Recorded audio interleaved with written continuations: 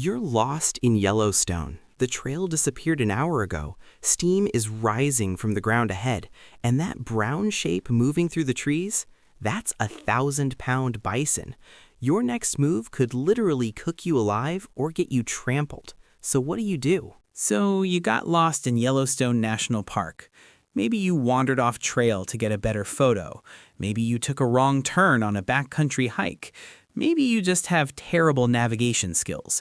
Either way, you're now alone in 2.2 million acres of wilderness that actively tries to kill you. And before you think this is just another pretty national park, understand this. Yellowstone sits on top of a supervolcano with more than 10,000 geothermal features that can literally boil you alive.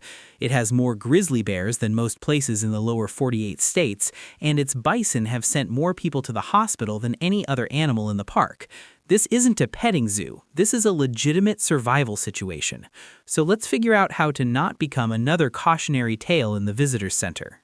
Here's what most people do when they realize they're lost. Panic and walk faster in random directions. Congratulations, you just went from lost to extremely lost. The first rule of getting lost anywhere is stop moving. Sit down, take 3 deep breaths. Your brain is flooded with adrenaline right now, which makes you stupid. Give yourself 10 minutes to calm down and think. Check your phone even though you probably have no signal. Yellowstone has spotty coverage at best. Look at what you have. Water, food, layers, emergency supplies. When did you last see a trail marker? Which direction were you heading? The sun rises in the east and sets in the west, even in Yellowstone. Figure out what time it is and where the sun is. This gives you basic orientation. Now here's the critical question. Does anyone know where you are? If you told someone your hiking plans, search and rescue will start looking within hours. If you didn't, well, you just learned an important lesson for next time. Let's talk about what makes Yellowstone uniquely dangerous. The ground wants to cook you. Those beautiful, colorful hot springs you saw in photos, they're basically boiling acid pools. The average temperature is around 200 degrees Fahrenheit. For reference, water boils at 212 degrees. Some springs are even hotter. And here's the terrifying part. The ground around them has a thin crust that looks solid but isn't. Step on it and you fall through into boiling water. This has killed over 20 people in Yellowstone's history. The most recent case involved someone who broke through the crust and dissolved so fast there was nothing left to recover. Not exaggerating, the acidic water literally dissolved him. So rule number 1 when you're lost, stay on established ground. If you see steam rising, hear bubbling, or notice colorful bacterial mats, go around, way around. Don't walk near thermal features even if they look cool. Cool is not worth becoming soup. Yellowstone has around 5,000 bison roaming free. They look slow and dopey like big fluffy cows. They are not cows. They are 2,000-pound wild animals that can run 35 miles per hour and gore you faster than you can say, bad decision. Bison injure more people in Yellowstone than any other animal. Why? Because tourists treat them like pets. You're smarter than that, right? When you're lost and you see a bison, maintain at least 25 yards of distance. That's about 2 bus lengths. If a bison starts pawing the ground, raising its tail, or looking directly at you, you're too close. Back away slowly. Don't run. Running triggers their chase instinct. Also, never get between a mother and her calf. She will absolutely flatten you to protect her baby. If a bison charges, find a tree or a large rock to put between you and it. They're fast, but not great at turning. Your survival depends on treating these animals with respect, not Instagram likes. Yellowstone is home to around 150 grizzly bears. Running into one while lost is unlikely but possible. If it happens, everything you learned from movies is probably wrong. First, don't run. Grizzlies can hit 35 miles per hour. You cannot. Running makes you prey. Instead, talk in a calm, low voice while slowly backing away. Make yourself look bigger by raising your arms. Don't make direct eye contact. That's a threat. If you have bear spray, get it ready. Bear spray is more effective than guns for stopping bear attacks. If the bear charges and makes contact, play dead. Lie on your stomach, hands over your neck, legs spread so they can't flip you. Most grizzly attacks are defensive. The bear just wants you to stop being a threat. If you fight back, you escalate the situation. Once the bear leaves, wait several minutes before moving. They sometimes circle back to check. Now, here's some good news. Most grizzly encounters end without contact if you follow these rules. Bears don't want to fight you. They want you to go away. You're thirsty and you've found a beautiful clear stream in Yellowstone. Before you drink, remember this. Even the cleanest looking water can have parasites. Giardia is common in Yellowstone's water sources. It's a microscopic parasite that causes explosive diarrhea, cramps, and dehydration. Getting Giardia when you're already lost is basically a death sentence because you'll lose fluids faster than you can replace them. So never drink untreated water. If you have a water filter, use it. If you have the ability to boil water, boil for at least 1 minute. If you have nothing, you face a choice: dehydration now or possible sickness later. In that case, choose possible sickness. At least you'll have energy to signal for rescue. Also, avoid water near geothermal features. Some of it is literally hot enough to burn you, and some contains toxic minerals. Stick to flowing streams and rivers, away from thermal areas. And if you see dead animals in or near the water, find a different source. Here's something people forget about Yellowstone. Most of the park sits above 7,500 feet elevation. Even in summer, nighttime temperatures can drop to freezing. If you're lost overnight without proper gear, hypothermia becomes a real threat. You need shelter. Find a spot away from thermal features and animal trails. Look for natural windbreaks like large rocks or fallen trees. Build a simple lean-to using branches and pine boughs. Insulate the ground with pine needles or leaves because the earth will suck heat from your body all night. If you have an emergency blanket or tarp, you just upgraded to 5-star accommodations. The goal isn't comfort. The goal is blocking wind and retaining body heat. Also, stay out of valleys where cold air settles. Build on slight elevation if possible. And never shelter inside caves without checking for animals first. Bears use caves. You don't want a roommate situation with a grizzly. Once you have shelter and water handled, focus on getting rescued. Yellowstone has excellent search and rescue, but only if they know where to look. The universal distress signal is 3 of anything. 3 fires in a triangle, 3 whistle blasts, 3 flashes of light. Searchers recognize this pattern. Build your signal fires in an open area visible from the air. During the day, create smoke.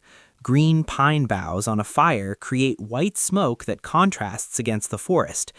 At night, focus on light. If you have a flashlight or phone with remaining battery, save it for signaling aircraft. Flash SOS, 3 short, 3 long, 3 short. If you hear a helicopter, use anything reflective: phone screen, emergency blanket, even a belt buckle. Create contrast in the environment. Lay out bright clothing in an X pattern on open ground. Stay near your signal location once established. Moving around makes you harder to find. Search and rescue can cover your area multiple times, but only if you're actually there when they search. Let's address food because everyone asks about it. Here's the truth. You can survive 3 weeks without eating. You cannot survive 3 days without water or 1 night without shelter in cold conditions. So stop worrying about catching fish or foraging berries and focus on priorities. That said, Yellowstone does have food sources if you're stuck for multiple days. Fish and rivers and streams if you have the means. Avoid eating random plants unless you're 100% certain they're safe. Many plants in Yellowstone are toxic. Pine nuts from pine cones are edible. Dandelions are safe. But if you're not absolutely sure, don't risk it. Poisoning yourself when you're already lost is stupid. Also remember that hunting or trapping without a license is illegal, even in emergencies, but survival situations get legal exceptions. The bigger issue is energy. Searching for food burns calories. If you're spending more energy hunting than the food provides, you're accelerating your decline. Smart move? Ration any food you have and wait for rescue. If you decide to move, do it smart. Random walking makes things worse. Use natural navigation. The sun rises in the east and sets in the west. In Yellowstone, most developed areas are in valleys near water sources. If you find a stream, follow it downstream. Water flows downhill toward larger rivers and eventually civilization. Mark your path as you go. Break branches, stack rocks, create arrows with sticks. This helps rescuers track you and prevents you from walking in circles. Stay in open areas when possible so aircraft can spot you. Avoid dense forest unless necessary. Move during daylight only. Navigating at night in unfamiliar wilderness is asking for injuries. Also, trust your map sense over your gut feeling. People tend to veer in circles when walking without landmarks. Pick a distant landmark, walk to it, pick another one. This keeps you moving in straight lines. And if you hit a road or trail, stay on it. Don't cut across country trying to save time. Trails lead to people. Let's rapid fire through the mistakes that get people killed or seriously hurt in Yellowstone. 1. Approaching thermal features for photos. The views from established boardwalks exist for a reason. 2. Treating wildlife like tame animals. They're not. Every year someone gets gored trying to pet a bison. 3. Hiking without telling anyone your plans. If nobody knows you're missing, rescue gets delayed by days. 4. Drinking untreated water and getting violently sick. 5. Wearing cotton clothing that stays wet and causes hypothermia.